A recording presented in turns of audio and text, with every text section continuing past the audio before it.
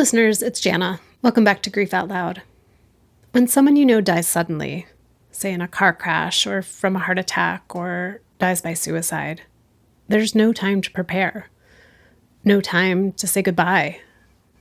Your world just stops, while everyone else's seems to keep going. In today's episode, I talk with Dr. Jennifer Levin. She's a therapist, educator, host of the Untethered podcast, and author of the Traumatic Loss Workbook. Jennifer specializes in supporting people after sudden and unexpected deaths. Losses that can leave you feeling like you've landed on a totally different planet, surrounded by people who really don't understand. We talk about how grief after a sudden or unexpected death can affect your mind, your body, your sense of safety, and even your understanding of how the world works. Jennifer also shares some simple but powerful tools for recreating a sense of grounding in the middle of the chaos. Okay, here's our conversation. Jennifer, welcome to Grief Out Loud. Thank you so much for having me today. I know I had the honor of being on your podcast, Untethered, and now you're over here. So I'm looking forward to our conversation. And your new book, the Traumatic Loss Workbook, just came out. Tell us a little bit about how you came to be the person to write this book at this specific time. Yeah. Well, actually, writing a book hadn't quite crossed my mind. And I got an email from the publisher, New Harbinger. They asked if I would be interested in writing a book. And I was like, oh, wow, okay. But there was a catch. I had to submit a proposal. I didn't realize everything that was involved. And the woman I worked with was amazing. And she let me know up front that grief books weren't always things that did really well.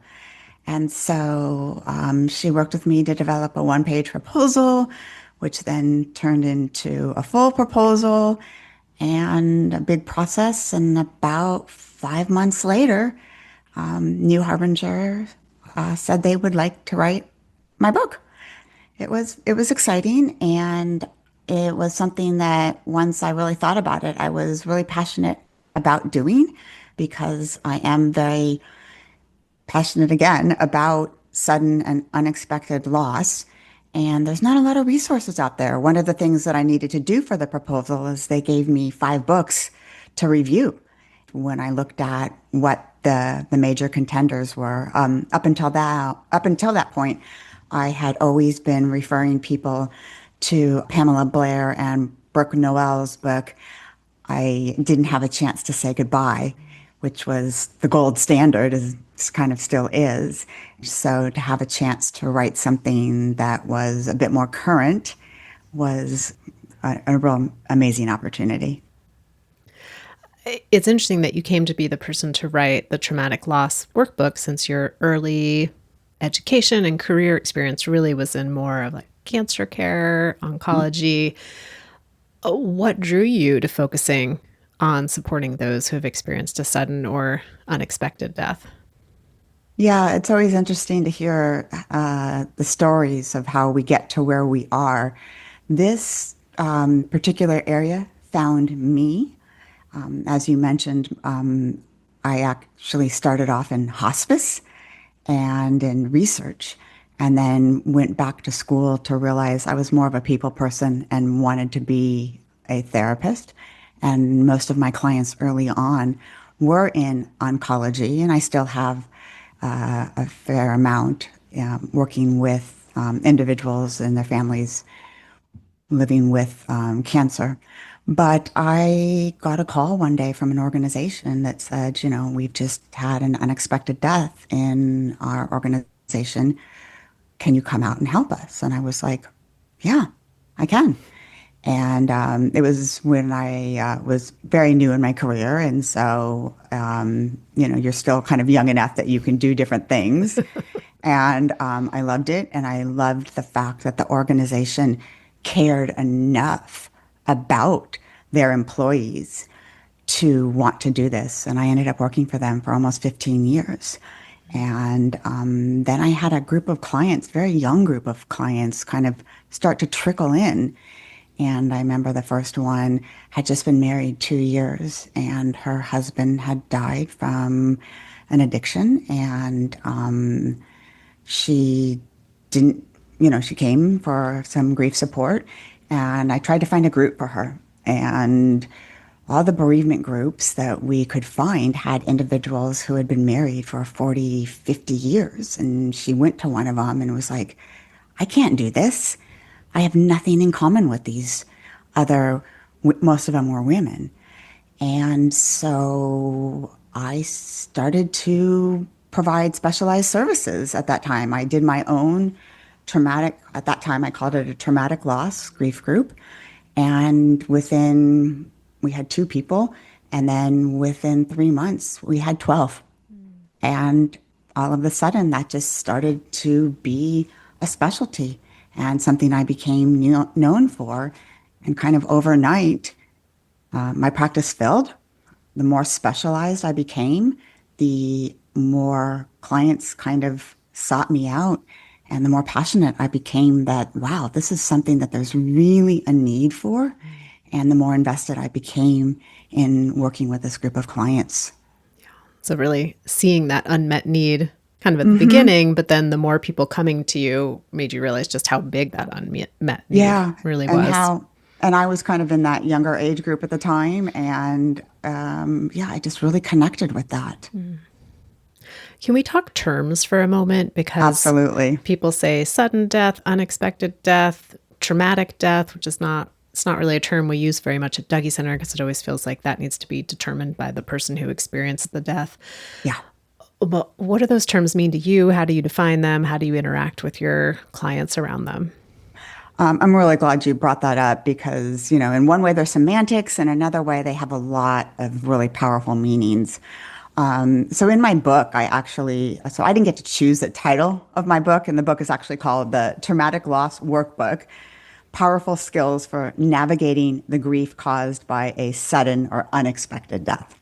And there were a couple titles that were thrown around, and one of the titles was Recovered, like how to recover from. And I actually said that I would not have a book with the word recovered, and I can say more about that later. But so I specialize in sudden and unexpected because I feel strongly about those terms. And traumatic is more of a subjective word, and trauma is actually a word I think that has gotten a little bit overused. But let's talk about sudden and unexpected. So, something that is sudden and unexpected would be, I've had too many young people, most of them women, who have found a loved one with perhaps heart disease or an aneurysm that they had absolutely no clue about. And, I have several clients who've just come home and found a loved one, usually a male in their 30s or 40s, or even in the workplace, that have just unfortunately died without warning, didn't know. So it was sudden and unexpected. There was no clue. And it takes an individual completely off guard, changes their life overnight. Then you can have something that's unexpected, but the death itself isn't sudden, a shooting, an accident. So it happens unexpectedly, but because of medical intervention, the individual may be kept on life support. And so that could be drawn out. And I want to say, first of all of these situations are awful. Whenever I work with people, and especially in a group setting, I kind of shut down. We are not going to have any competitive grief. We're not going to say which is worse because they're all incredibly difficult and incredibly painful. But that would be something that would be like unexpected, but the death itself is not sudden because, it may go on for a couple of weeks before, we see if the person's going to be able to pull through or a decision is made. And then I'm sure you're familiar with something that is sudden, but not unexpected. Maybe a loved one has attempted to take their life 3 or 4 times, or there's addiction. And I've worked with loved ones where they say, I've just been waiting for the phone call. I didn't know when it was going to happen, but I'm not surprised. And so those are different ways in which those terms can be used differently. So I hope that answers your question in terms of how to define sudden and unexpected differently, but they are very different.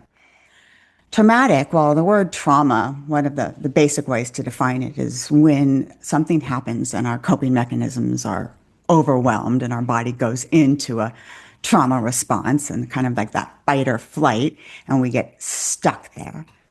And it can be a very quick type of thing, or we can get stuck there for a very long time. But I think it's a word that gets very overused. But, when you're having a trauma response, it's something where you can be having flashbacks, hypervigilance, kind of always waiting for that shoe to drop, that other shoe to drop, nightmares, just a lot of different symptoms. And what may be traumatic to you may not be traumatic to me, even though we had the exact same experience. And in a death that's sudden or unexpected, it could be if you find the person or you're in the same, if there's an accident, you're both in the same circumstances, or you watch it happen. It could have been prevented. You didn't have a chance to say goodbye. All different circumstances that could lead it to be traumatic. But I usually let the loved one decide if that's something, a word that they want to use. Could have been something like a traumatic interaction with the healthcare professionals.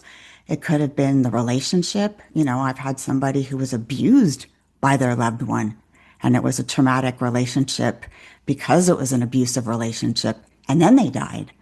I've had people who were glad their loved one is no longer living, but because of the trauma in the relationship. So it's a very subjective term. It's something that often the individual will come in and say. So whether or not, like again, there's clinical definitions for the word trauma, but oftentimes it's something that a client will come in and define on themselves. Well, I really appreciate you kind of going into the layers of those terms and the nuance and the subjective. I mean, I feel like they're all subjective, but sometimes we can have a little bit more of an objective definition of them. And I find it so helpful to keep those terms broad and accessible, because I've had a lot of folks I've worked with who their person died from a long-term illness. Yeah. Right. And nothing in our narratives about grief indicate like you qualify for sudden, unexpected, or traumatic. And they'll say, I knew they had cancer, but the doctors had said we would have at least a couple of years, and they died in 3 months. And it caught me totally off guard. Totally off guard. Yeah. So that would be something that was sudden to them. Yeah. Absolutely. If not unexpected. Yeah.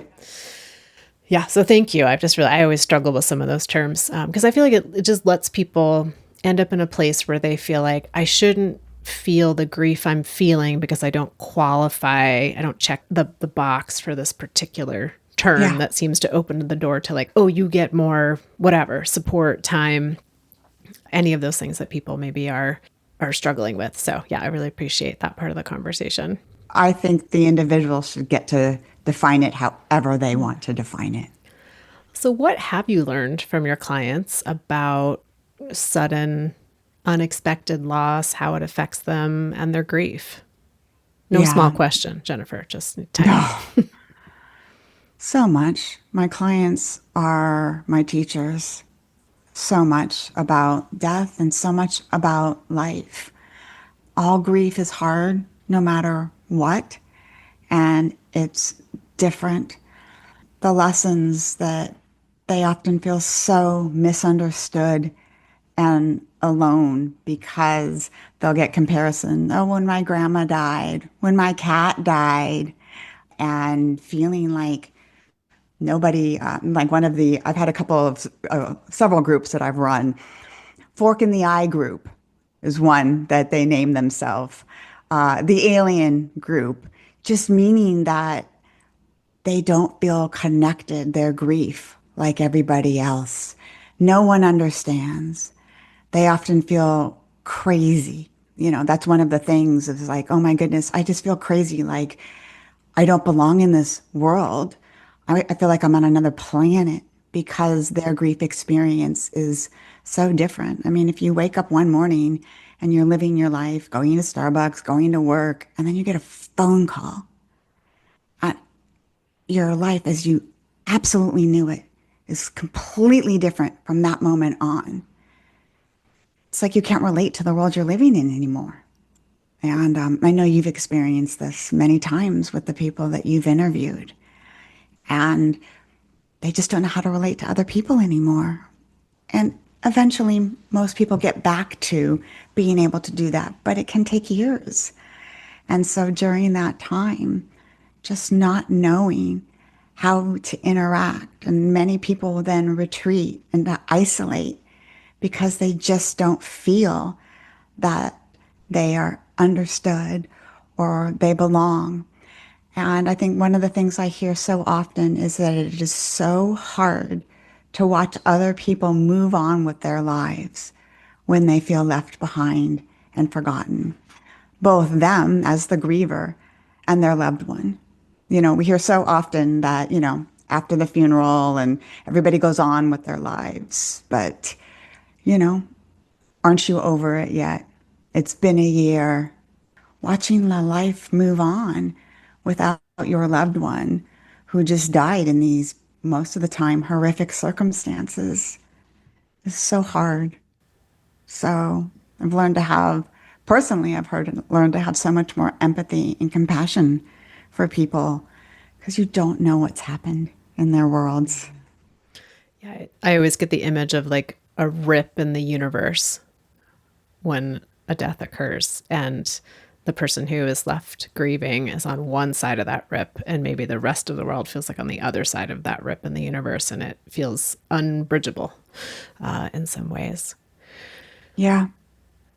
I wonder too, what stands out to you about the folks that you support who are grieving after a sudden or unexpected death, of how the death impacts them physically, cognitively. I mean, we've talked a bit about a little bit about the emotion and mostly about like the social disconnection that can happen. But what stands out to you about how it impacts people in the body? So, again, another great question. It impacts everything. A lot of people don't realize that grief is physical. One of the things that I like to say is that grief will take all of the issues you've dealt with and put it on steroids. So if you've had a problem with headaches or stomach aches or not sleeping or your ADHD or whatever, things that kind of were doing better or you were struggling with drinking or whatever, oftentimes grief will just make those issues get so much worse, or come back. The fatigue, the pain, the tiredness, the cognitive functioning, the memory loss, the concentration, just things. I've had clients forget to change their clocks after time change, drive the wrong way on a one-way street by their house that they've been driving on for 10 years, forget to pay the mortgage. I mean, these can happen even after an expected death, but I think the extreme or the amount of time is often longer after you've had a death that's been sudden or unexpected, because there's just such that disruption in the mind and the way we think. And Frances O'Connor does such a good job when she talks about in her book Our Grieving Brain, and I think she just released another one, Our Grieving Body. Is that the Yeah, Mary yeah? Frances O'Connor. Oh, I'm sorry, Mary Frances Mm-hmm. O'Connor. Yeah, it has such a physical and neurological effect.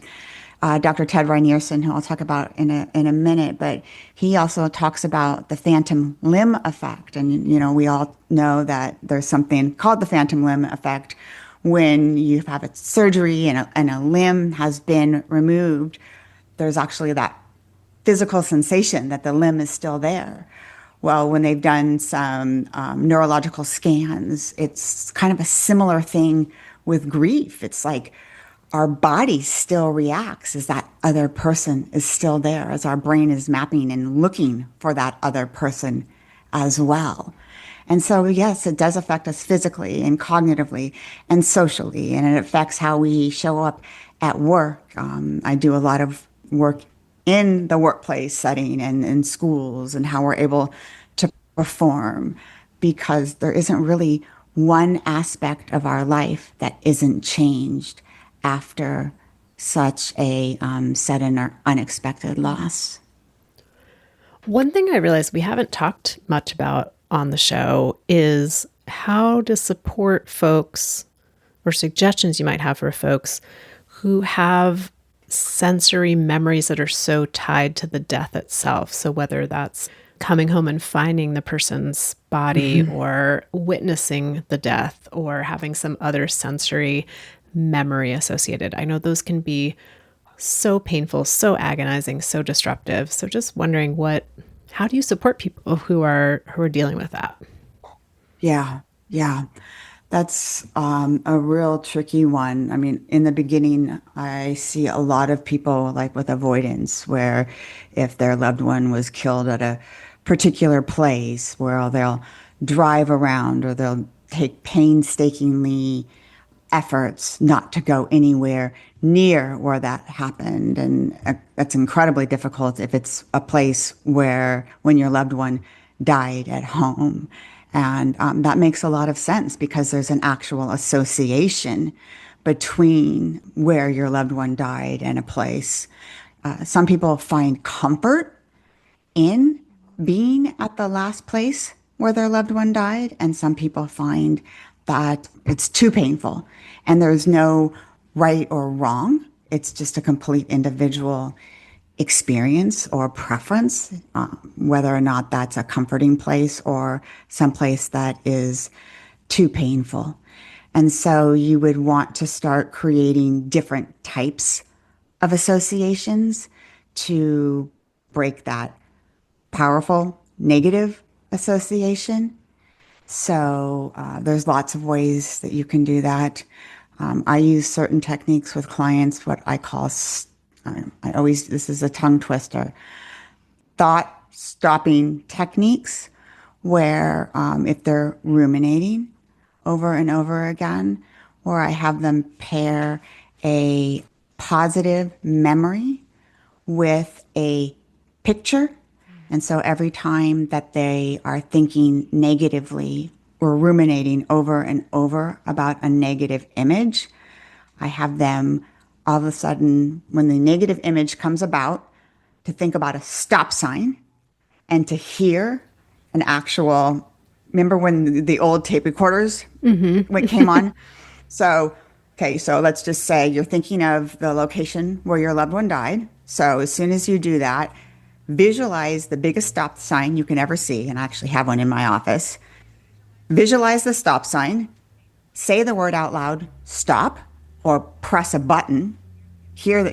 Visualize the stop sign and hear when the old tape recorder and you push stop, and then go right away to a picture, and it's always the same picture over and over of either your loved one, memory on the beach, or something in a still shot. And so you're creating a new visualization from the stop sign. I feel like I'm not doing a good job explaining this right now.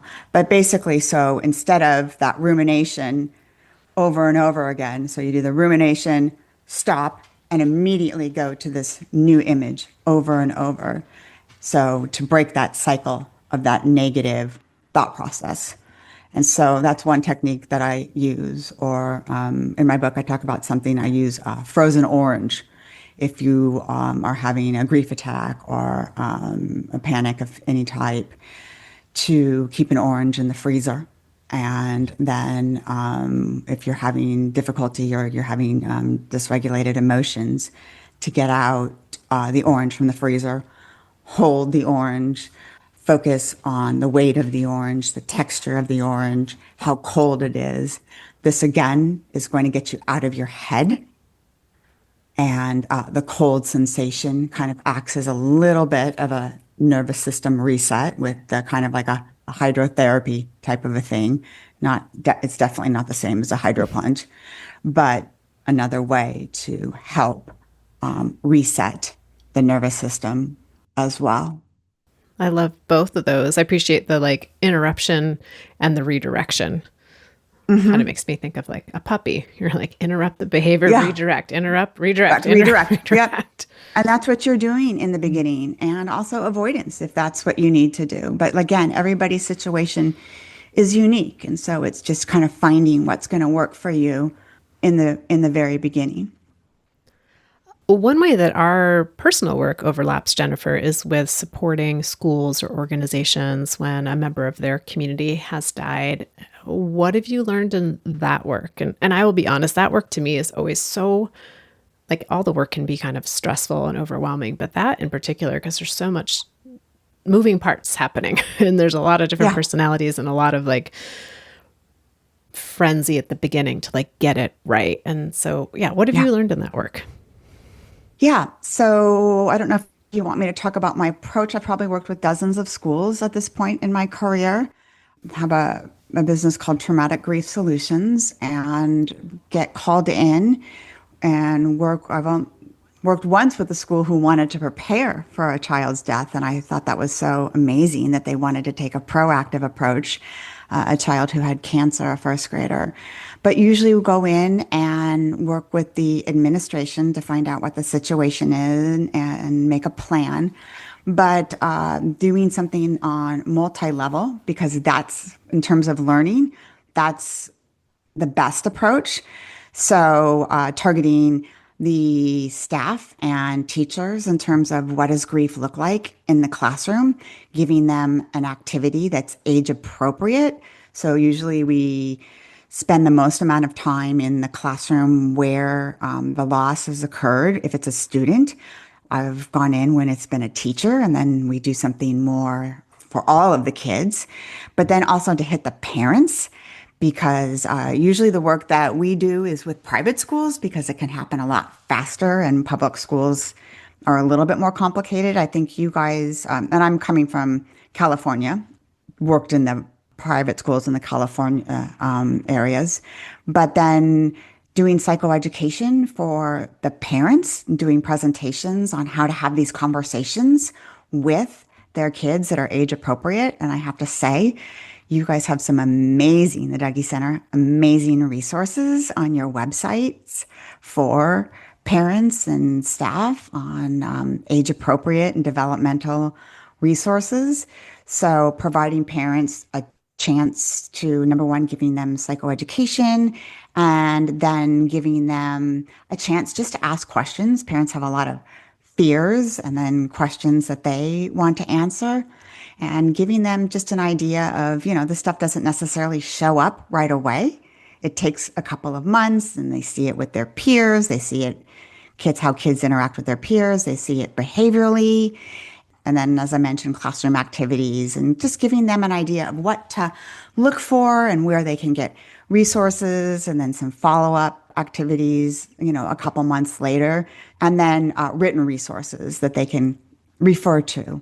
So that's kind of the type of work that we do with the schools. So we did a lot during COVID, follow up after the fires went down and did some work in the schools. So just making sure then, so what I call high risk students. So if there's been a student death, and I worked with one school and there was a death of a cheerleader. So we called the cheerleading team a high risk group. So designing a targeted intervention for all of the cheerleaders since they had the most contact with the other student who had died. So just putting together kind of a thoughtful plan that can be implemented for the school. Do you have a favorite go to activity? I'm thinking particularly around like elementary school age kids when it's been maybe a teacher or a fellow student has died. To like, what's one of your favorite activities to do with them? So when it's a younger group like that in elementary is to invite the parents in and do an activity with the parents and the kids, especially when it's a younger one, because parents have very strong feelings, I have found, in what they want their kids what they want to share with their kids in terms of whether it be a religious belief or whether they want to use words such as heaven, and also wanting to make sure that we honor cultural beliefs. And so I love to have the parents come in, and then we may do an arts and craft type of thing, and give them an assignment together to make a card for a family member or just a drawing of how are we feeling. So it just really depends on what the situation is. But whenever it's elementary school, always encourage inviting the parent in for the activity as well. Yeah, I find that to be one of the most complicated pieces of a lot of this work is what's the school's messaging? How's that going to land for the parents and the caregivers and their messaging? It's really tricky. I don't envy schools in having to navigate that. And to that point, I know this is like an impossible question, but if you were going to pick like the top 3 things for school administrators to be thinking about when it happens in their community, what would be your suggestions for them? Yeah, another great questions, because school administrators are in such a tough position. They have so many stakeholders that they need to please. So, number one, to get a parent night right away with a couple different thought leaders or experts in the field, and have a panel where they can discuss different topics, and then have resources, kind of like a little bit of an grief open house, if you can say it, so that and a lot of times parents don't go, but at least knowing that the school is responding and has these resources available, then following up with an email and everybody's contact information, so that if, parents are really quick to criticize and judge schools these days. And so just knowing that the school put it on, these are the people who were there, these are the contact information, this is the resources that were available, I think is really important for schools. Second is to have a grief curriculum, and I use the word curriculum very loosely. So if something has happened, the next day we take an hour out. I think one of the messages, in our society, we don't do a very good job with acknowledging grief. And there's too much. I see it in the workplace. I see it in the schools. I see it in our personal lives. And so we take an hour out to acknowledge grief and not go back to life is normal too quickly. And so whether that grief curriculum is during this hour, that such and such happened. And so we are just going to, again, have a curriculum that's, 5 sessions that is going to be implemented throughout the year whenever something happens, have that developed. Very, very general. So that is going to be implemented during that hour, whenever something happens, so that we do take the time out to acknowledge. And then the third one, and of course, this is something that's very near and dear to me, is prevention. And that schools and community leaders engage in preparing so that when something does happen, they are already prepared. They have a list of who are we going to call. When something happens, it's not an if anymore. Who are going to be our panelists? Who are going to be the references and the resources we're going to put out on this night? What are we going to have available? Because I see too many schools trying to panic at the last minute. And so who are our suicide people? Who are our people in, when there's been a mass disaster? Who are our people for this? What resources are we going to have? And unfortunately, it takes time and investment, but school counselors are so overtapped. They are so overtapped. And so to have this stuff already prepared in advance so that it's ready to be implemented. And I know it's easier said than done, but it's something that I'm very passionate about. Yeah, I mean, we always advocate for schools to spend time creating a plan. Even if when it actually happens, you look at your plan and you're like, oh, we need to alter this because of this circumstance. Yeah. But at least you had a plan to start with. Yeah, you have something to alter. And that it's rooted in whatever your schools or your organization or your workplace's values and ethos are. So you have something Yeah. to go back to be like, why are we making this decision? Oh, it's grounded in our value that we hold all lives to be meaningful and profound, and we want to acknowledge every person in our community who, if they die. Yeah. Yeah. And then just having some of those psychoeducation. I mean, earlier you were asking about, some of the tools or what we can do to support people. And there's so many, like I said, summits of the curriculum that you can have already developed. We didn't talk too much yet about the psychoeducation about the shattering of the assumptive world. That's happening left and right. And I know that sounds like a lot of psychobabble without really explaining that, but it's such an important concept because it's happening left and right now of in everything that we're hearing about. And so just having bits and pieces of information that is ready to be sent out, I think will go a long way to being prepared and being able to educate parents when needing to and knowing how to validate fears and concerns and just being able to respond. What does that mean to you, Jennifer, this idea of like the shattering of the assumptive world, not just for schools or organizations, but even, for the clients individually that you support? Yeah. So whenever there is a sudden or an unexpected death or any type of trauma, I mean, this has been a horrible week in the news with, the killing that went on in Utah. There was shootings at some schools this week. But, the assumptive world, it was first talked about, well, psychologists call the assumptive world as these expectations that we unconsciously build in our mind about how the world works. We're going to drop our kids off at school and they're going to be safe, and that the world is predictable. If we work hard, we're going to be rewarded, and the world is full of good people. And this book was first written by Ronnie Janice Bullman.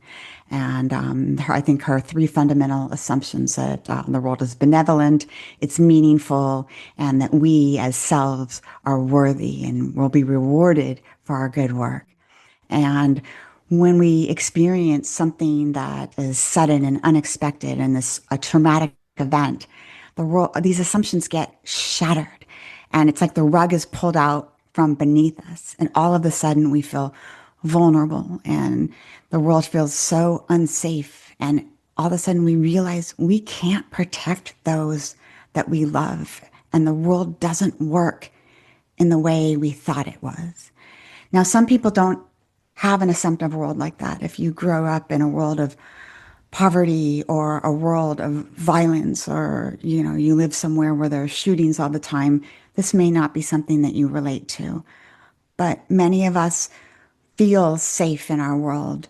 And unfortunately, I think it's getting less and less. But all of those kids at Utah this week who were at that talk, none of them expected the speaker to be shot in front of them. And so now those kids are probably afraid to walk across campus. They may be afraid to be in school. And if you were in a car accident and you were hit and your loved one died, you're going to be afraid to be in a car for a really long time. And so that's what I mean by the shattering of the assumptive world. When something horrible happens to you or a loved one, you're going to be afraid for a really long time that something's going to happen to anyone that you love. And so it takes a long time to rebuild your assumptive world. And when you were asking, how do you go about living in a world where you don't feel safe anymore? And so it's all about stabilization. And it's all about how do you learn to trust again? And it's a really difficult process, but it can be done. And you need to surround yourself with safe people, and you need to surround yourself in an environment where you feel okay, and to acknowledge that we are living in times where things are changing, but there still is a lot of good. We just have to look a little bit harder for it and not to give up hope. And I mentioned I had a chance to work with Dr. Ted Rainierson, who does this restorative retelling. It's important to find somebody to help you during that time if you choose to use a therapist that doesn't re-traumatize you in going to therapy and telling your story all about the trauma or what happened, but can help you kind of build an alliance with your loved one and kind of focus on how he or she can help you adapt to your changes and what's going on with your life, and not focusing on how your loved one died, but in, regulating your nervous system, grounding yourself, finding safety again. And then you can start the grieving process once you've dealt with any symptoms of trauma that you may be experiencing. So I don't know if that was a little too much off course, but It's all really helpful information. And it made me want to ask you, Jennifer, as somebody who's doing this work day to day and listening to these stories, they may not have been your story, but they become part of your knowing of the world, listening and being with people who have these stories. What's a practice that you turn to for yourself day to day? yeah, well, this work has really changed me. And I don't know if it's a day-to-day practice, but more of a philosophy. I've learned that every minute counts. You never know what's going to happen. I don't go to bed mad. I'm from Southern California, and I moved to Whidbey Island in the Pacific Northwest during COVID because I wanted to live somewhere beautiful. And I didn't want to wait till I retired. When I find something that's important to me, I act on it because I don't want any regrets in my life, because you don't know when there's no guarantees. And that's what the assumptive world and learning about its shattering taught me. We don't have any guarantees. And so say what you need to say when you need to say it, and really don't take anything for granted. Tell the people that you love them when you have that opportunity. Experience the things you want to do. Identify what you're grateful for. I have so much love for my parents, and I tell them all of the time how much I love them. And I don't like, well, we could always do that later. Later's not a guarantee. So take advantage of it now. It's very important to me. Oh, got a little shivers listening to you share all that, Jennifer. You have a lot of offerings. I mean, your new book, Traumatic Loss Workbook, is out, but you have other things. You have a podcast called Untethered. You have some online classes. Can you give listeners just a kind of short window, not short, like a small window into what your other offerings are that they might engage with? Sure. So as we mentioned, the book came out in July, and I'm just now releasing an online course called the Traumatic Loss Online Companion Course, A Guided Path to Healing. And that releases next week. And it was really important to me to create this course because I wanted something more personal. So it's a video course that you can complete on your own time, and is a chance for me to lead individuals through all the videos, and they can see me demonstrate all the exercises, and then they do it on their own time. And then I was very fortunate to have other health professionals come on and do some videos and teaching. There's probably about a dozen individuals also talking about their experiences living with traumatic grief as well, or I should say life after sudden and unexpected death, because as I mentioned, it can be so isolating. And so to hear other people who are living long term and share their journeys, I thought was really an important thing to add. And then once a month, there's an online meeting live with myself and other course participants so that you get an opportunity to do that. So I'm really excited about that. It's ongoing, so you can join anytime. And so you just have to go to the website and you can sign up there. And there's a promo code because we are launching a special. So that's exciting. And then your podcast. Do you have your podcast? I have my podcast. Yeah, we just released a new issue or a new episode 2 days ago in honor of Suicide Prevention Month. And your podcast really focuses on guests being on the show, talking about their lived experience with sudden and unexpected loss, but a few of us professionals have been sprinkled in there as well. Yes, I like to have a combination of both. And that's just been a labor of love. It's something that I'm really proud of. Well, Jennifer, thank you for coming on the show, for sharing so openly about the work that you do, the wisdom you've gained of supporting so many people who have experienced a sudden and unexpected loss, as well as organizations and school communities, and for your contribution to the field and to people with your new book, the Traumatic Loss Workbook. I'm grateful for you and grateful for your time today. Well, thank you, Jenna. And the podcast, Grief Out Loud, is such a contribution as well. And the Dougie Center and all of the online resources, it's been something I have been referring clients to for over 20 years and consider the gold standard when it comes to children and grief, and will definitely be continuing to do so throughout my career. Well, thank you, Jennifer, and listeners, thank you for being part of our community, for making the show mean something, for sharing episodes with people in your life that you think might be helped or supported in some way by the conversations that we are having here. As Jennifer mentioned, we have a lot of online resources available, and those are all at our website, dougy.org. It's also where you find each and every episode of Grief Out Loud. And if you want to connect with me, you can email me at griefoutloud@dougy.org. I'm always excited to share that the podcast is sponsored in part by the Chester Stephan Endowment Fund. Grief Out Loud is a production of Dougie Center, the National Grief Center for Children and Families in Portland, Oregon. Thanks again for listening. We hope you'll join us again next time.